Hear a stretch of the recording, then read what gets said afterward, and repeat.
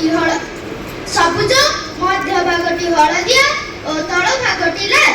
ଉପର ଭାଗ ସବୁଜ ପଟିରେ 8ଟି ପଦ୍ମ ଫୁଲ ଥିଲା, ଯାହା ସେତେବେଳର 8ଟି ରାଜ୍ୟକୁ ଦର୍ଶାଉଥିଲା। ମଧ୍ୟ ଭାଗ ହଳଦିଆ ପଟିରେ ବନ୍ଦେ ମାତରମ୍ ଲେଖା ହୋଇଥିଲା ଏବଂ ନିମ୍ନ ଭାଗ ଲାଲ ପଟିରେ ଉଦିତ ସୂର୍ଯ୍ୟ ଓ ଚନ୍ଦ୍ରକଳାର ପ୍ରଥମ ଚତୁର୍ଥାଂଶ ଛବି ଚିତ୍ରିତ ହୋଇଥିଲା। 1906 ମସିହାରେ କଲିକତାର ପାର୍ସିବାଗାନ ଛକର ଗ୍ରୀନ ପାର୍କରେ ଅନୁଷ୍ଠିତ ଜାତୀୟ କଂଗ୍ରେସ ସମ୍ମିଳନୀରେ ଅନଧିକୃତ ଭାବରେ ଏହି ପତାକାଟିକୁ ଉଡ଼ାଯାଇଥିଲା। ଧନ୍ୟବାଦ।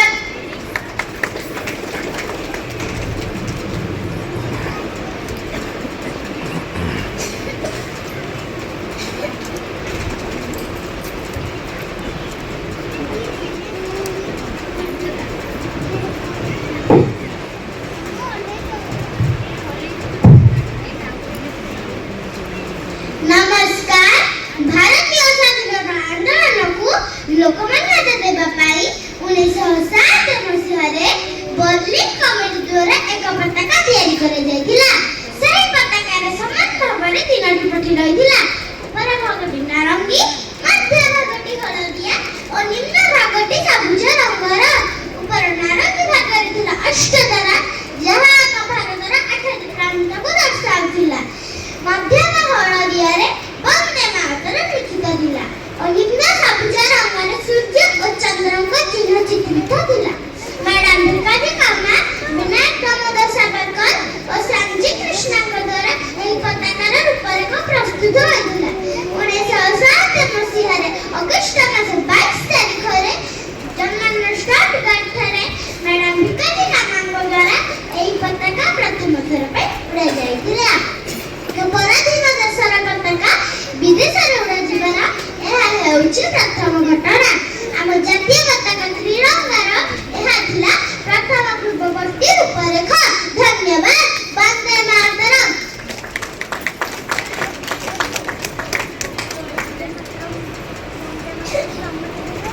ଭାରତୀୟଙ୍କ ହାତରେ ଭାରତର ଶାସନ ଅଧିକାରକୁ ହାସିଲ କରିବା ପାଇଁ 1916ରୁ 1918 ମସିହା ମଧ୍ୟରେ ବ୍ରିଟିଶ ସରକାର ବିରୁଦ୍ଧରେ ଏକ ଗୁରୁତ୍ୱପୂର୍ଣ୍ଣ ଆନ୍ଦୋଳନ ହୋଇଥିଲା।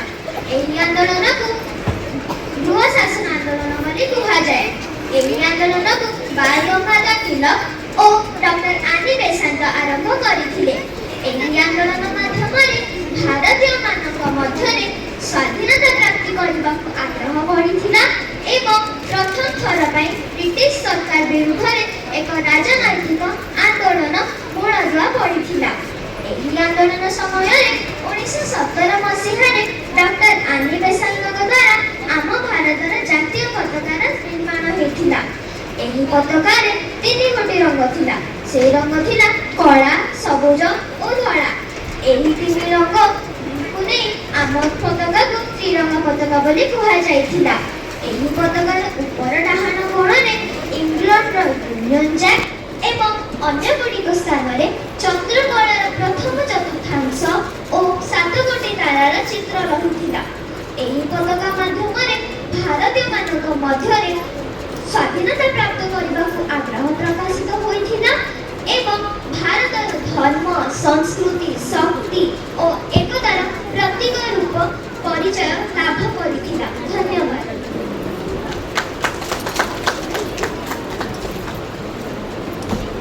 ପରାଧୀନ ଭାରତବର୍ଷରେ ସ୍ୱାଧୀନତା ସଂଗ୍ରାମର ଗତି ପୂର୍ଣ୍ଣ ମାତ୍ରାରେ ତେଜିୟାନ ହୋଇ ଏକ ନିର୍ଦ୍ଦିଷ୍ଟ ସମୟକୁ ଅପେକ୍ଷା କରୁଥିବା ବେଳେ ଗାନ୍ଧୀଜୀଙ୍କ ମାର୍ଗ